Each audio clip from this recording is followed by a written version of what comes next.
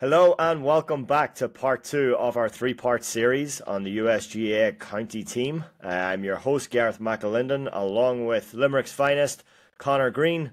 Before we get going, a reminder that Masita is the official store of the USGAA county team with your county and club gear available to order directly through the website. Today we are very lucky to be joined by the man leading the pack as they get ready to travel to Ireland in July. The first manager of the USGAA county team, Aidan Corr. Aidan, thanks for coming on. Appreciate you giving us your time today. Yeah, I appreciate it, lads. I'm happy to share the story or continue the story. I know you spoke to John and Paul Keane recently, so they've given you all the ins and outs, the logistical stuff that we normally have to do at the club level. So it's really nice that we can just focus on the one job that we were given and try to get this team into a place where they'll be as competitive as they can be, I guess, So again, it's just the work that's went in so far to get us to this stage has been really immense from the county boards and the steering committees and the sponsors and everything. So we can just focus on our job, which is really, really nice, Well, let's waste no time and get right into it. So I guess a lot of people will be interested to get to know you a little bit. So for anyone that actually doesn't know you, can you just give us a little bit about your background and your journey to where you are today? Sure. Originally from West Belfast, I played for St. Gall's, great club in the Falls Road there. Real family-oriented club that had many happy times there. Whenever we were growing up, not so much now. Well, I'm not sure if it's so much now, but during the Troubles and that, there was the GA was really the centre of your social life. I never really left West Belfast that much, so it was really nice, really good club to be a part of, and thoroughly enjoyed every minute. Met some great people and stuff there. Family wise, I come from a great family. But no reason to emigrate. It certainly wasn't my plan. I'll get into that in a little bit. I have four brothers. My sister passed away about almost 19 years ago. My parents are still alive, so I go back a couple of times a year. So I still have that connection. And again, when you walk back into your own GA club, it's like you never left. People are so nice and always remember everybody and you remember all the faces, and it's great to see the familiarity of it. So I guess that's the beauty of the GAA. I was working in the shipyard in '92. My brother Mick had come out the year before me to play for Donegal, Philadelphia. Asked me did I want to come over for a summer, and it was literally, do you want to come over for a summer? It wasn't a plan to emigrate or anything like that, just the things happen. So I come over to play for Donegal, Philadelphia in '92. Great club to be a part of. Played multiple years there, played probably way too long. Played junior, senior, junior, until I was dragged out the door. We ended up coaching for a couple of years. Myself and Louis Bradley coached them for a few years after that. And as we were doing that, then the Delco Gaels had been forming all our children, and a lot of local children were involved in Delco Gaels, a youth club at that stage. So we were coaching them. We were kind of doing double duty then. And when I came to America again, the plan wasn't to stay here. I really didn't have a plan, to be honest. I met my wife 6 weeks or 2 months after I got here. Again, that wasn't the plan either. And before I knew it, I was living here like a lot of immigrants. You come over, and that's really no set plan, but just the way things work out. And I've loved almost every minute of it. So. Are Delco Gaels a relatively new club? No, we just had our 30th year anniversary. Yeah, there were like a lot of clubs that are, Connor, like a lot of clubs that are just starting the youth now. Our journey was slightly different because it was youth club first into adulthood, where some of the adult clubs are implementing youth programs, which is great. They're former players and they're current players and stuff. So our path was slightly different. The people before us had the foresight to start a youth club here, and it grew from strength to strength and became a really big part of our lives, you know. Yeah. And you have kids that are involved with Delco Gaels too? Yes, my eldest lad Aaron, he's part of this county team. He's 26. We started coaching him when he was under 6. So we've had that journey with those boys, which is a pretty beautiful thing for 20 years. That team, and quite a few of them are still together, and quite a few of them are lucky enough to be on this county team. I have a 21-year-old who's currently in college. He plays soccer up at the University of Scranton, so he's not eligible for, doesn't have much time for Gaelic or anything, but played the whole way through and hopefully gets back into it when he gets out of college. And then I have a 19-year-old daughter who's also at college, and she played the whole way through from under 6 right through up until the current time. So we've been very lucky. GAA has been a big part of our lives, you know. So Aidan, can you talk to us a little bit about getting the call to become the manager there and what it meant to you to be selected for this? It's a landmark thing in fairness, like first coach, first county team. Can you tell us a bit about that? Yeah. So Bernie Connaughton called, I guess, right around St. Paddy's Day last year. He called Louis Bradley first. So myself and Louis have worked together since the kids were under 6. His kids are the same age as mine. He called Louis, and Louis had said to Bernie, it's probably Aidan you should be talking to. Now Louis is quite capable of doing it himself, but I really appreciate that he said it's probably Aidan you should be talking to be leading this. So Louis is still with us in this coaching staff, as you know. So he thought that was the right thing to do, and I was very honoured when Bernie called me the next day and offered it. There was a lot of emotions, I was certainly honoured, excited, scared, all the human emotions that you're going to get. I mean, is this going to be a task that's too big? Is it going to be something that I'm going to enjoy? Is it something that I think I have a skill set to carry on? And when you look back at your GAA journey and everything that the GAA has offered to me in my life, again, it was a big part of my family life growing up in Belfast. It was everything in America.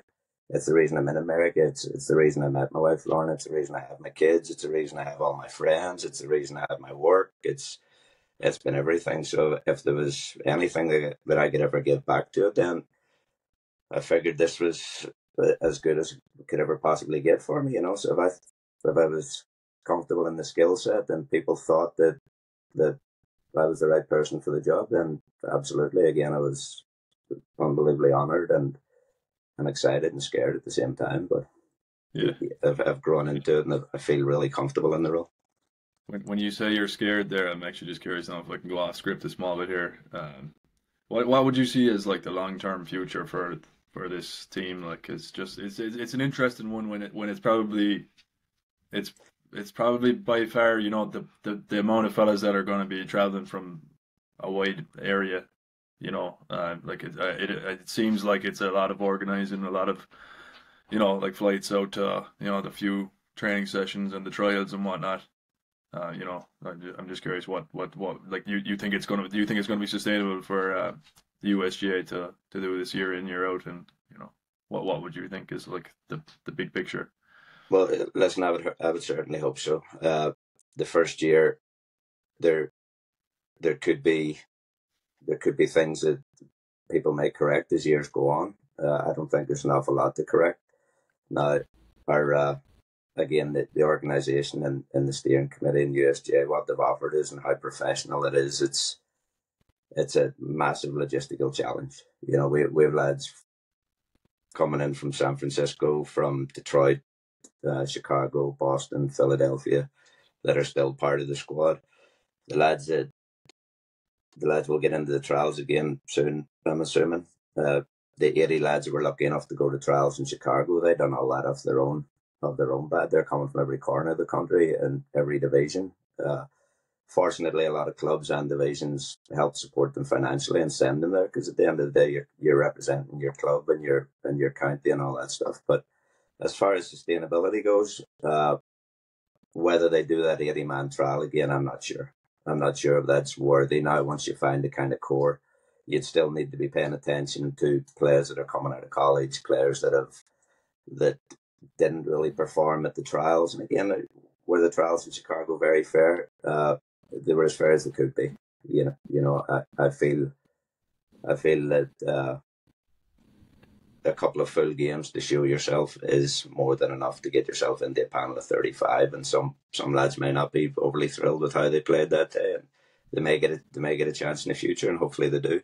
As far as sustainability goes, I do know that the people that aren't involved, and the younger people and the younger coaches in our club that are right down to the U12, U14, U16 levels, they're unbelievably excited. Our lads are superstars to them now, and if there is that player pathway to get them from club into playing adult club, and then the potential for the elite players then to represent their county, well, then that's a kind of beautiful thing. And I feel that if we do this right this year, that it certainly should be sustainable for the future. I don't see any other path for it. I don't see a reason why it would ever stop, and hopefully it doesn't,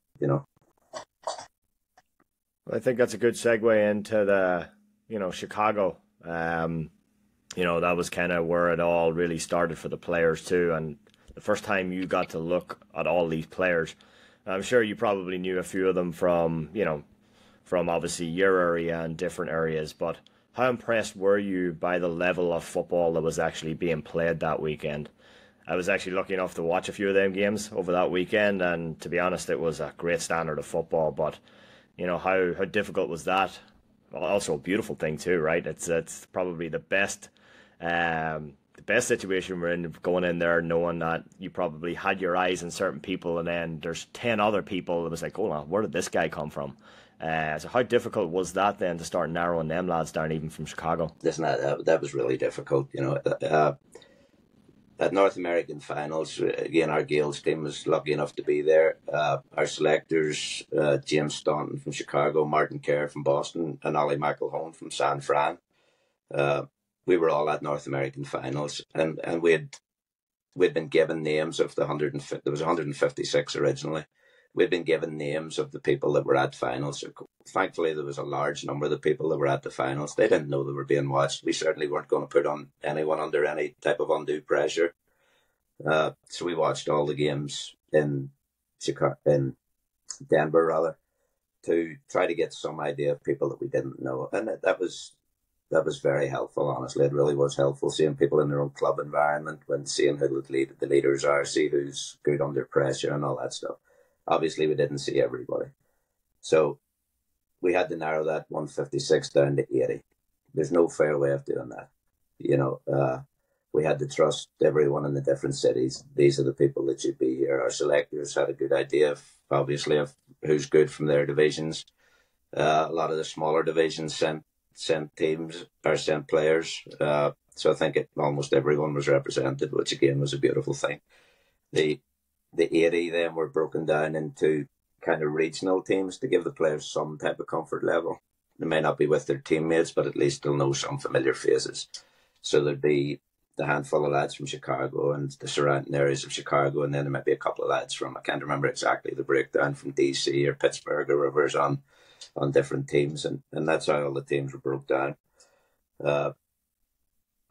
When we got there and got to know the players, we were very conscious not to coach them in any way. It kind of gave them an idea of, we'd love you to try to stand out. We don't want you to overdo things. We want you to be confident.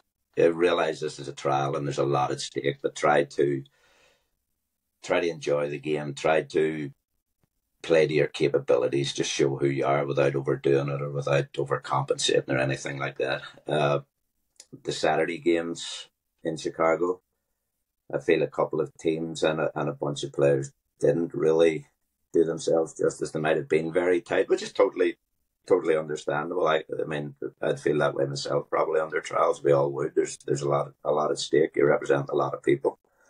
So both games on Saturday, no real lack of effort, but not a lot of great quality. And then on the Sunday, the third, fourth game, we were playing for a Memorial Cup for a really good friend of ours and a great family man, a great GAA man.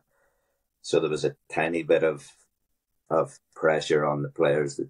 that they still want to win a cup at the end of the day. So we knew that the teams that were in the final, the first and second teams that were in the final, they had a carrot at the end of the rainbow to fight towards, to get a cup. So we didn't really know what we were going to get from the third and fourth place game. And that turned out to be one of the highlights of the weekend for me. I thought that was a cracking game.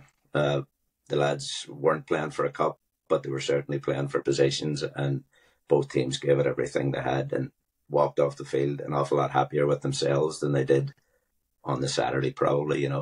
The final in itself, again, the cup wasn't everything. So it was just a really nice gesture to recognise a man that had done so much in the GAA, and his four sons were part of the Philadelphia-based team, the Leinster team. His wife Maureen, she was up and presenting the cup and stuff. But the game was really tight, as you know. It finished in a tie, and the boys weren't accepting a tie. They were we're playing extra time here, so we're up in the stands going, yes, love this. I want to see all these competitors. I want to see them compete. I want to see how this thing turns out. And the games get really, really chippy. Again, Tim had a tough job. Couple of black cards. Tim had a tough job refereeing. Tim and Jared had both tough games to referee. Again, a lot of competitors, a lot of type A personalities, a lot of lads that are big names and big players in their own clubs, and seeing all that meshed together and giving it one hell of a go in Chicago we left Chicago as soon as the games were over with a smile on our face, put it that way, and a lot to think about. But getting it to originally that we had a mandate of 26 players coming out of Chicago. We spoke to the USGAA and asked them just give us a little bit more room if possible financially. We know it's going to be a challenge to get more people to go to Florida and Philadelphia, the next stages of the trials, but 26 in such a vast area, if you lose a couple of people along the way to injury or work commitments or something like that, you're really tight. So great credit to them. They were, whatever you need, we'll facilitate. If we can afford it, we'll do it. And as when they watched those games, it was right after, no problem, you have your 35. We just love what these lads have put into it, and we were delighted with that. It just made things even more fair for everyone, I think. No, seems like a good process there. You made the most of it, like between watching the club games and the games obviously in Chicago and Florida. And just curious, would you have been involved with the Delco team out in Denver, or? Yeah, myself and Louis coached that team as well. Oh, that's a team. They won an under-8 Shield at CYC in San Francisco. Most of them now are in that 26 range, 26, 27 range. So they're in that real sweet spot. Yeah. You must have slept well then the Monday after that weekend between being involved with the team and trying to watch a lot of games. That was an enjoyable time. Listen, we won the intermediate championship of the first homegrown team to win that. I enjoyed watching all the other games almost as much as our own.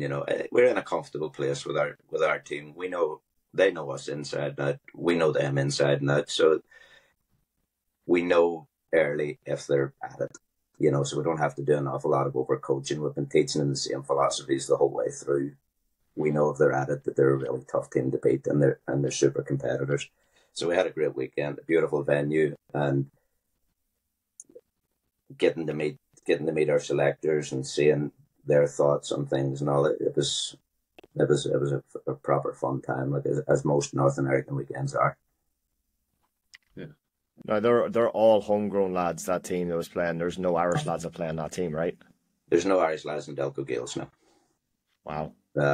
They're all homegrown. At an intermediate level. That's unbelievable. Yeah, we're very proud of them now. We have another big step to take this year. We'll be playing against some big competition this year again. So we'll see. We're just hoping to replenish now again.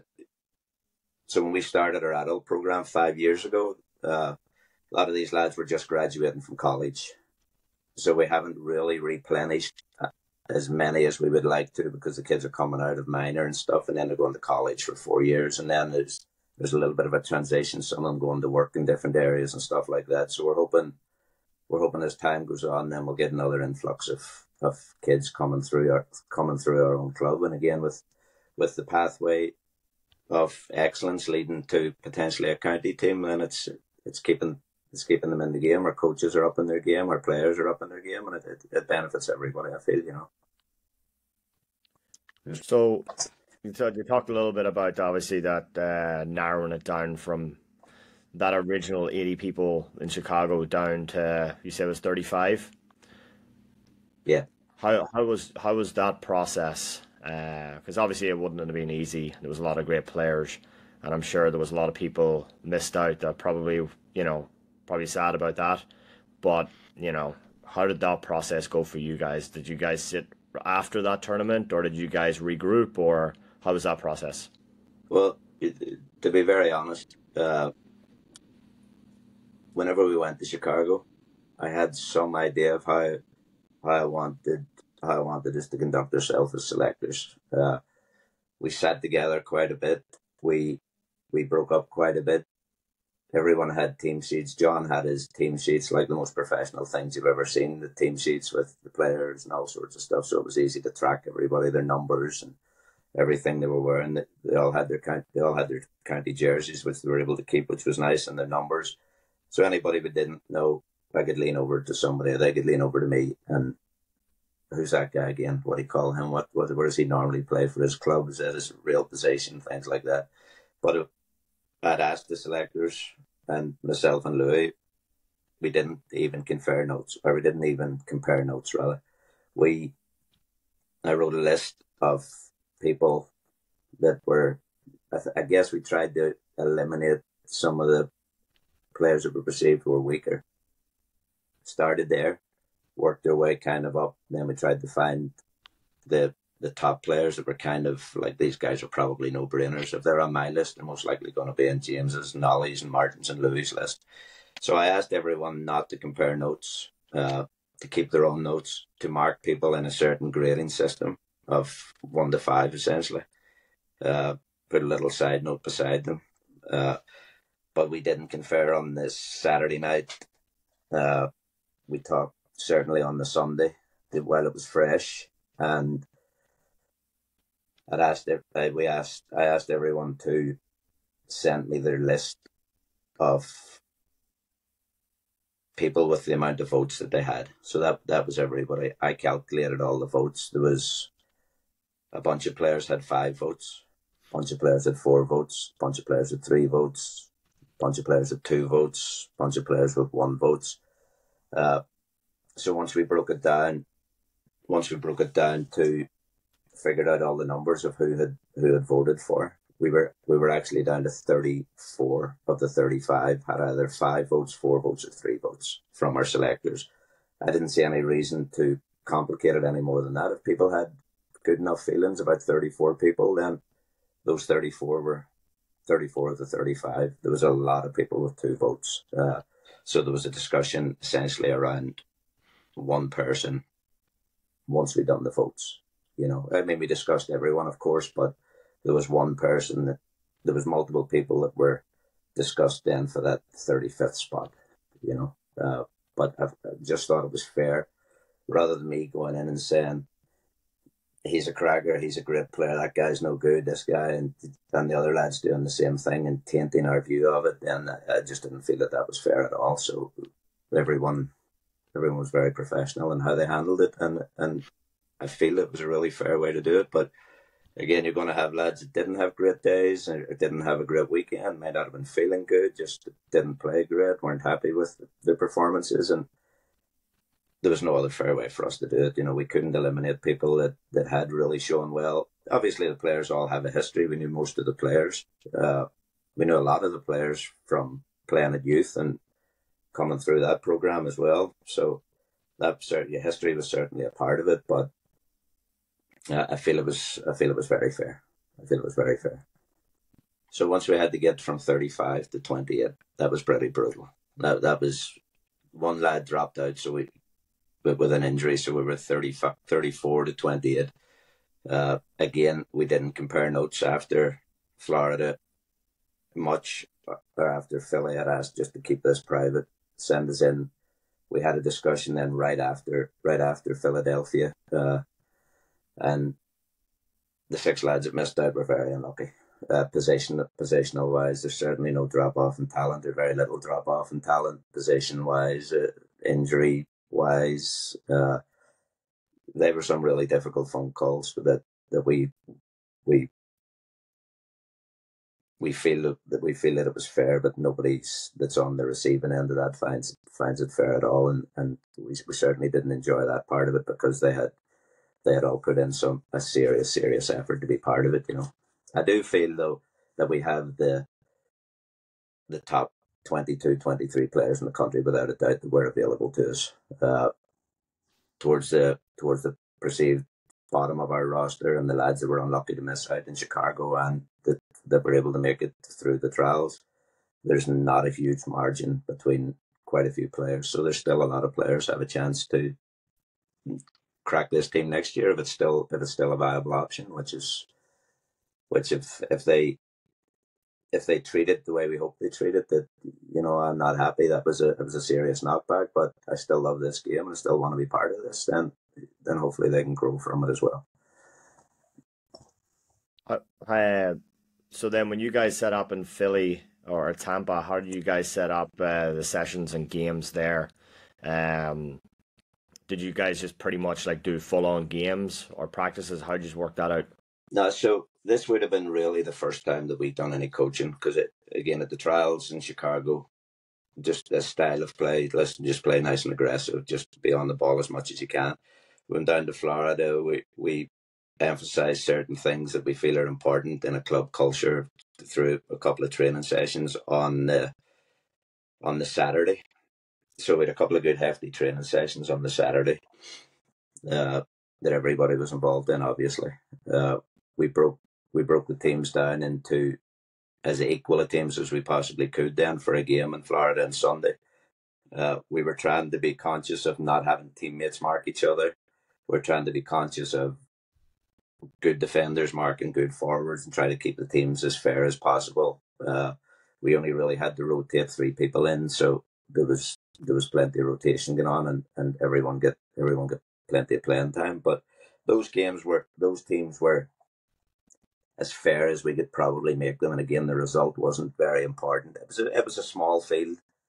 Florida were very good to us. The people down there went out of their way to make everything as good as they possibly could, but they don't have a full-size Gaelic facility for 15 aside, and not many places do, in fairness. But that was a tight game on a tight field, and ended up very close. It was, again, the result wasn't very important, but just seeing the will to win and the desire to get stuck in and do whatever it took and be unselfish and things like that, that was really nice to watch.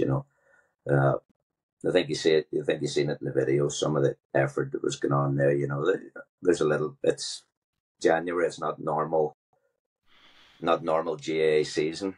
So for that aspect of it, we weren't overly critical on some of the first touch and some of the shooting and all. But during the game, there was very few wides, and there was a lot of endeavour in the game, and we thoroughly enjoyed that. So we tried to pick those two teams kind of very fairly. And now you have obviously then the process around them to pick the captain then, right? So how was that? One of our own out there, actually, one of the lads that used to play with Connor. Yeah. Oh yeah. Jack, one of your teammates. Yeah. I played for Cork Boston there when I lived in Boston for a few years. Nice, so nice. Back pretty well. Played a little bit of hurling with him over the years as well. So I didn't know he was a hurler. There you go. That's another part of our process, getting to know these lads. So before we went to Philly, we had Pat O'Shea, the games coordinator for Munster, and All Ireland winning coach and captain and player and coach and player and stuff like that, who's fully invested in this team also, as Munster are. He was invited out for the weekend. Had a great plan for us for the Friday and the Saturday. We worked on a lot of stuff. A lot of set pieces, a lot of formation things. It was an invaluable experience for us. The most important thing for the weekend, when they're all together and they're still in the trial period, is that they get to play a game. So the weather in Philly was horrendous that weekend. I mean, it was biblical rain, stuff that you never see over here. You know, the fact that Philly GA owns their property is probably the only way we got somewhere to play, because turf's not really an option. We had a backup turf for a couple of hours for the whole weekend, but thankfully we didn't have to do that. So Philly led us onto the field. We didn't know what Sunday was going to bring, so we played a game on the Saturday, and just awful conditions. We were going to play a game and have a practice session. So we played the game first, again, just to be fair for all the trialists, that they get to play a game, they get to show what they've done over this past few months, to let us see their fitness and stuff. But there wasn't a lot to be learned, other than the lads' effort. You know, it was cold and it was wet and there was inches of water on the ground. So we had the Friday night, or the Saturday evening, then we had an indoor session with pad walkthroughs and stuff like that. Again, a lot of learning for us, a lot of learning for the players. Sunday morning, we done a couple of hours of good heavy work. And then organically ended up playing a game that lasted an awful lot longer than we were expecting. So the boys were probably on their feet for about 3 hours. They were hurting. And again, it shows us a lot about the character of each of the players, how they're doing under duress and under stress and stuff like that. So we enjoyed that. The teams in Philadelphia, they were picked. I believe all good teams are player-driven teams. You know, where players know where they are in the pecking order, or have an idea where they are in the pecking order. We're certainly not going to tell somebody, we feel that you're number 20. We feel like you're a slam dunk starter. There's a long way to go before there's a starting team pick. But you get back to a similar process with the original question. Gareth was about captain, but the teams then in Philadelphia, I'd asked all the players to send me their starting team. Each of the players sent me an individual message of what they would line out as a starting team. Again, it's giving them a little bit of thought. It's making them think, what does our roster look like? Oh shit, there's my teammate there. I can't even get him on the team because this kid's clearly better than him, or stuff like that. These are all private calls between myself and the players, and that's it.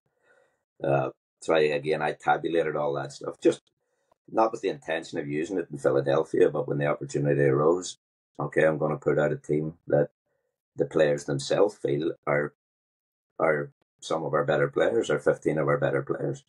So I tabulated the votes of all the players that had sent me in their teams, and they all sent in their teams, and there was a winner for goalkeeper.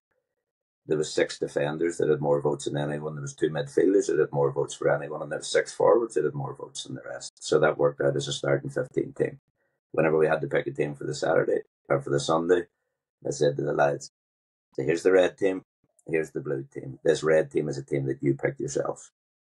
All the players, as you can expect, had themselves on the starting team that they sent in. That's what you would hope from a player. You know, you want them to have the confidence of, I feel like I belong, and we feel that all 28 of them have the potential to start. There's no issue there. So the 15 that started on the red team were again selected by the players, and that was a really good idea of their mindset, and it showed us a lot of our top players playing together, and a lot of matchups that I'm always a proponent of. Some of you are going to be in shitty matchups, some of you are going to be in good matchups. Let's maximize the good matchups, let's knuckle down in the bad matchups, let's figure this out.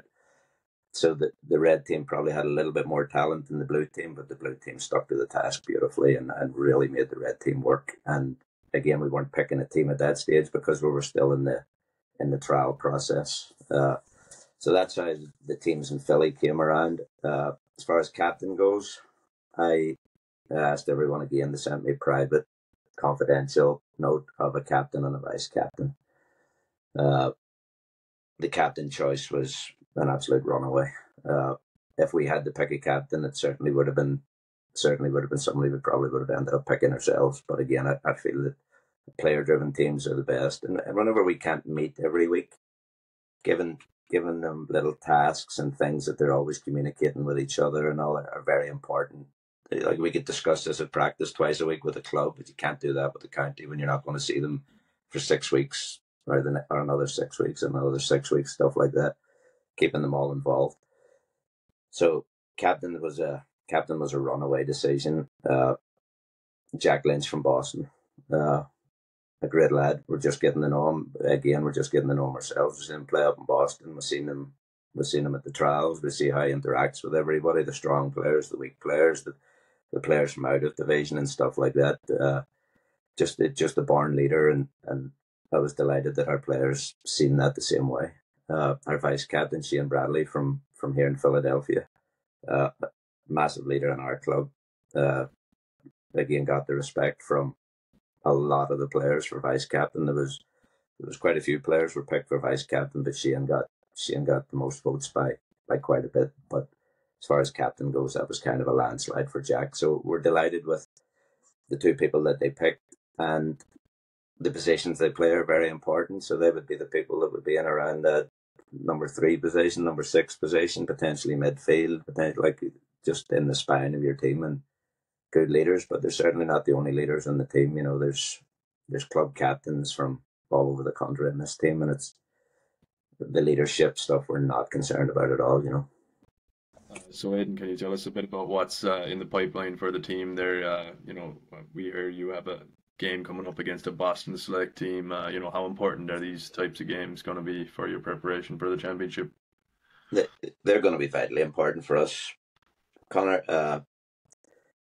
We don't know what we're expecting from the Boston team. Quite similar to what we don't know what we're expecting in Ireland when we get there.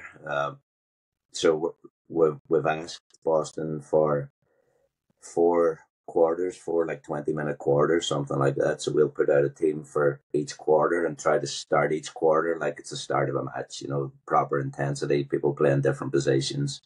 In another task that I had with the players, we called all the players. I think I've only got 4 left or something. I've been lagging a little bit on that.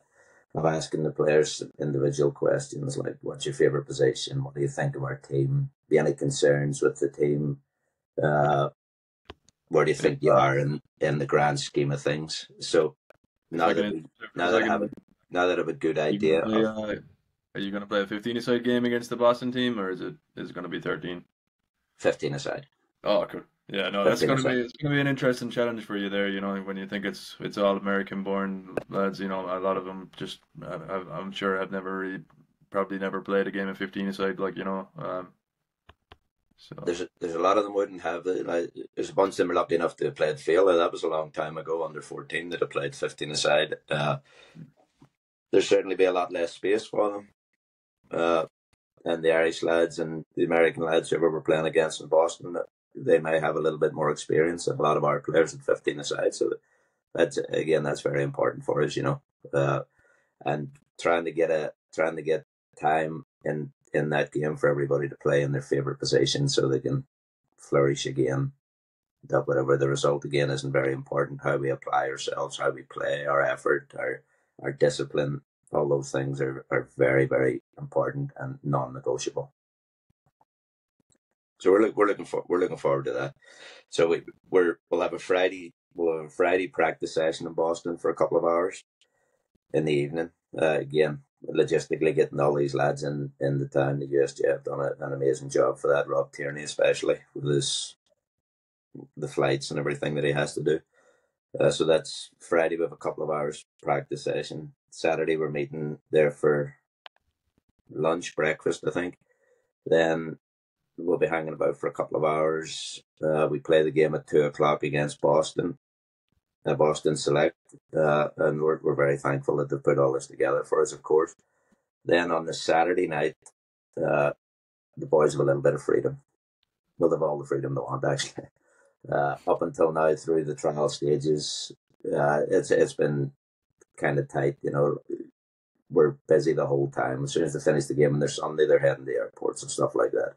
So it's nice that they have Saturday evening to get to know each other socially, get to know each other an awful lot better, hang out together, have a couple of drinks, a bit of food, whatever. And that's really important for us as well.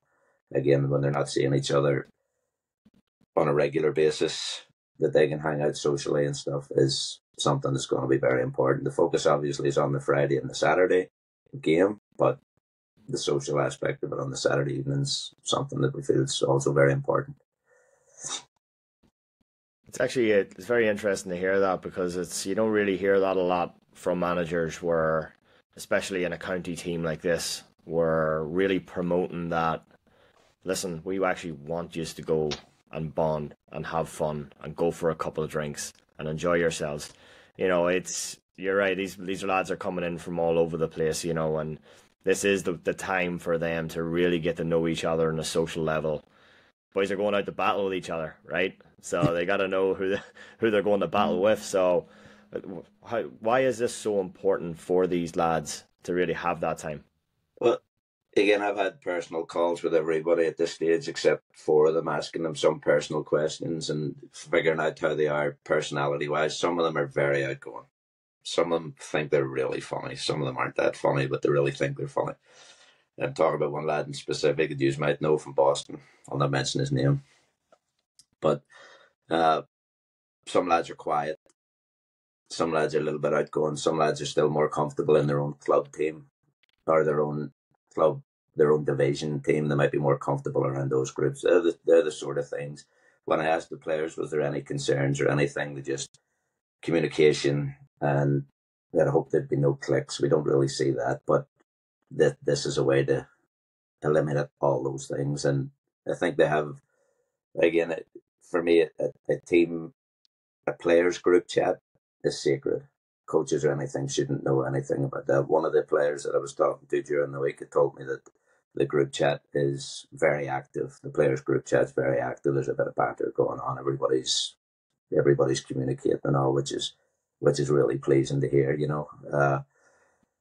and then again, just getting to know each other socially and being comfortable. So when they walk in the hotel and wherever we're going, when we're in Boston next time, they're not walking in the hotel or in their room and, hey, how's it going, lads, or anything. They're going over now and they're saying, what, shaking hands and how's it going, how's your game last week, and they know a little bit more about each other and stuff, So that social aspect of it's very important. And listen, on a grander scale, I feel that the GAA should be 30-40% social anyway. It's an amateur sport. We play the game because we love it. We coach it because we love it. There has to be some enjoyment in it too. And I think it's gone a little bit too strict in places, not so much around America. So we want these lads to enjoy this experience to the max, Once we get to Ireland, of course, they're going to be under strict rules. But right now, they're socially, we want them to enjoy each other's company. Ireland obviously is going to be a big challenge. That I'm sure you lads are going to be up for it. The coaches, the players. But what do you think is going to be the biggest challenges that you guys are going to face? Obviously, you're coming up against clubs that have been playing together for, as long as some of these lads have probably been alive. So what do you think the biggest challenge is going over there? We have a lot of challenges. We have another game against Queen's in Boston on June 15th. I think Queen's University, they're over for a tour. That'll give us elite Irish talent that are well groomed in 15-a-side. Obviously, they don't play 13-a-side. So we're expecting that they'll teach us a lot of lessons. Now, the university teams at home are of a really high standard. We hope to learn a lot in that game. Again, the result isn't overly important to us, but we want to see what we're up against with that type of talent. Now, if we're going into something where it's Queen's University type of talent, then we've got a challenge on our hands that's going to be really difficult to task. So our biggest concerns, I guess, going into Ireland is we're getting into a total unknown. We're the team that created an odd number. So it was historically, I think, New York. For this past few years, it's been New York, County Kilkenny's football team, the British champion and the British runner-up. So USGAA make 5. So now there's a playoff later on, I guess in June, I think it is, which will be, so the British champion will get in. Again, we'll know nothing about them, so that's one of the big concerns. New York are in this year. USGA are in this year. And then Kilkenny will play against the British runner-up in a preliminary match to see who gets that 4th spot. So we know we're persona non grata right away. We've already taken somebody's spot away. We're the the spare wheel that has changed this and made life more difficult for people. So we're probably not going to be anyone's favourite. Not overly concerned about that. I think we're there on merit, and think we have to earn the right to stay in this competition and hopefully progress into other things as the years go on. So our concerns are that we have no idea what the other teams are like. They're battle tested. They've done this multiple years. They kind of have some familiarity with what type of standard they're playing against, and how they play 15 aside, things like that. The weathers could certainly be an impact. I don't think it will. The fields over here are great size fields for 13 aside. 15 aside fields are bound to be quite a bit bigger, especially in Abbottstown, where we'll play in the semi-final on the Friday. So we have a lot of challenges. And again, once we leave, once we play in Boston in June 15th against Queens, then we travel July 9th. We head to Limerick for 3 days down around your part of the world there, Connor. We're going to University of Limerick. We have a couple of events with Munster. We'll have get down to the football stronghold of Munster there, like. I'm not saying anything about that. So we're in Limerick for the Monday, Tuesday, Wednesday. We'll play. Hopefully, Pat O'Shea is trying to get us a game on the Tuesday, I guess, a scrimmage on the Tuesday. So that'll be nice to get that done on a full size field, 15 aside. A lot of learning there also, and then on the Friday or the Thursday, we're going up to Dublin on the Friday evening. Probably I think it's like a 5:30 or a 7 o'clock game. We'll play in a semi-final, yet to be determined opponent. I don't think they're drawing that until that preliminary game's played, so we'll not know that probably until a week or two in advance. And again, it doesn't really matter who it is. We're not gonna know anything about them. They won't know a lot about us. This being our first year, and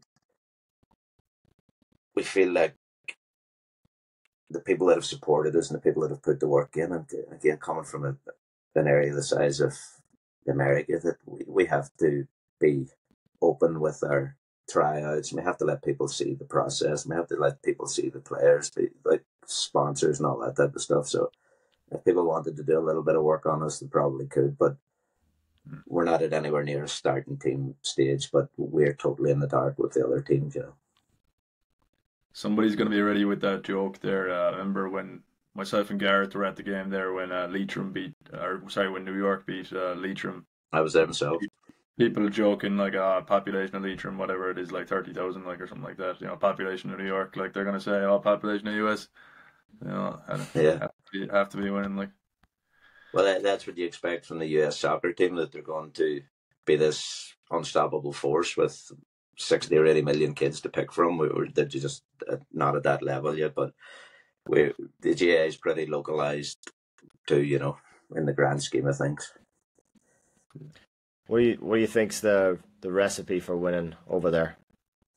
For winning or success? Is it a two-part question?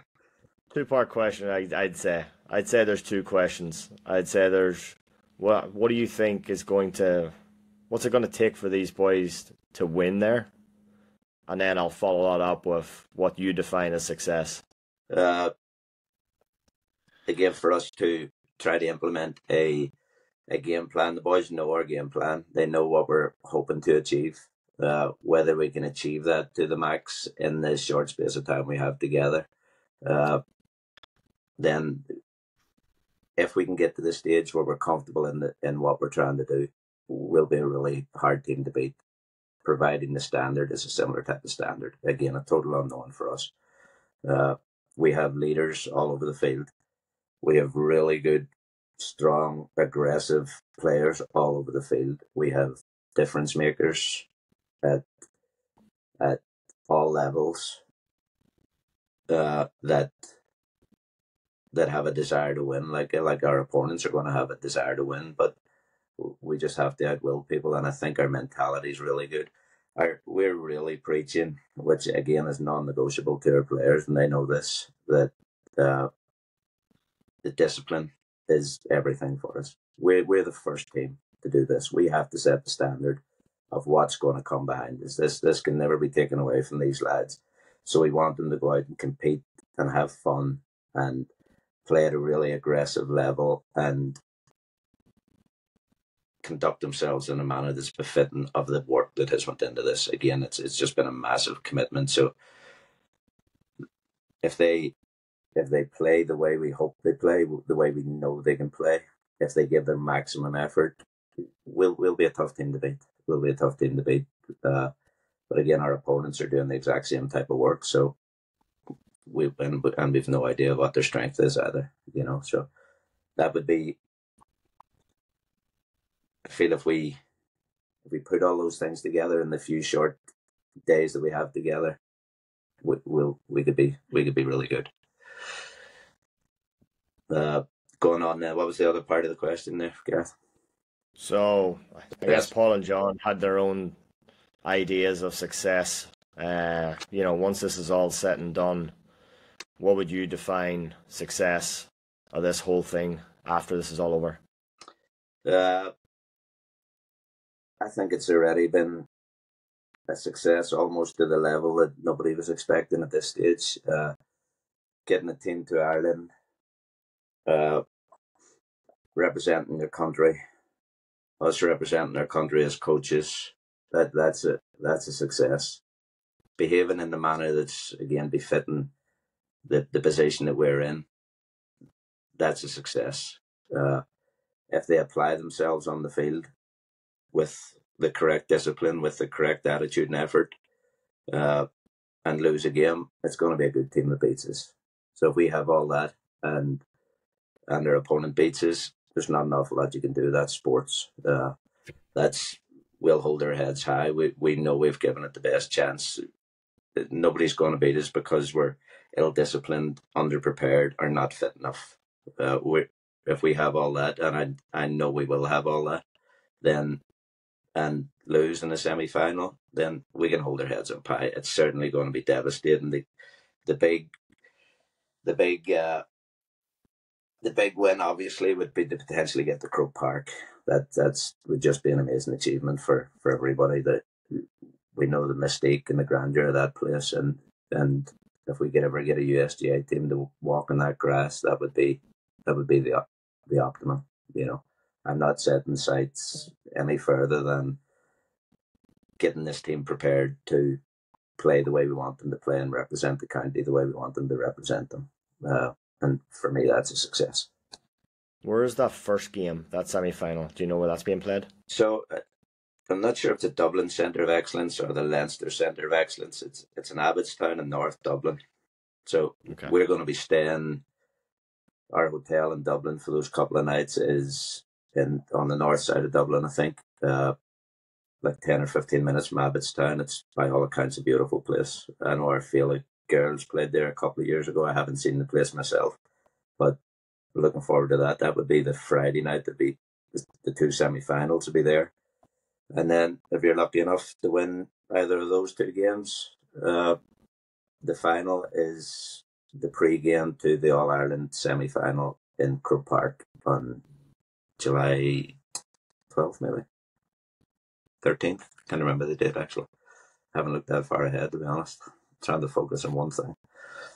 What an opportunity for these lads, and that's what we're trying to stress. We want you to be comfortable. We want you to look forward to this. We want you to enjoy this.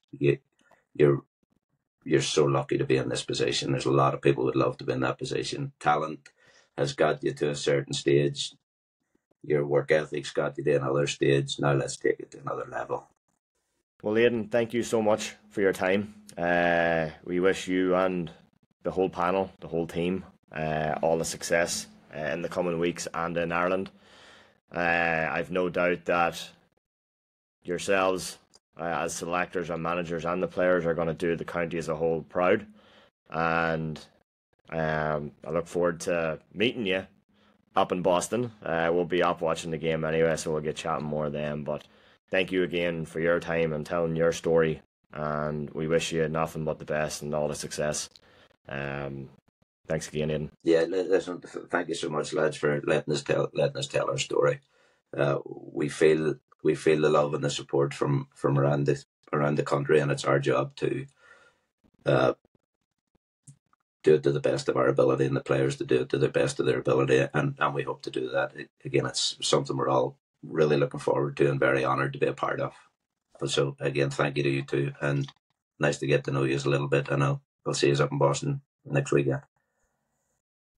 And up next we have Captain America.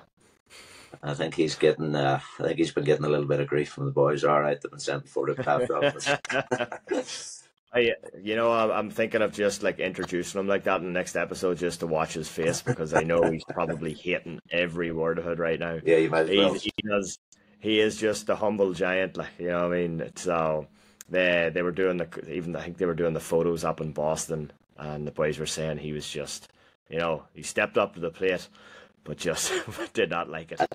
I think John hoodwinked him a little bit. They said, we're going to meet us over at Canton. We're doing the photo shoot, and they said, right, get in the car. We're going down the city to take some pictures by the water and stuff. So it's part of his chore as captain, and I'm sure he's going to pay for it with the boys. But listen, I'm looking forward to hearing Jack too, because I'm sure I'll learn an awful lot more about our team and about him personally, and from a player's perspective, I'm very conscious not to ask my own son all these type of questions. No, I just want them to enjoy the experience and be a part of it. But I'm looking forward to hearing what Jack has to say. And the only way we're going to record him if he's wearing a full Captain America outfit from head to toe. But you want me to send him a message and say, Jack, this is a requirement? That's perfect. Actually, you know what? That should be his requirement on Saturday, walking into Canton. Yeah, that'll be fun. All right, well, I appreciate it. No problem. Thanks again, Aidan. And we look forward to seeing you next week. Look forward to the next episode as well, coming up with Jack. Well, thanks again for everybody, and we will catch you later in the week with Jack. Thanks.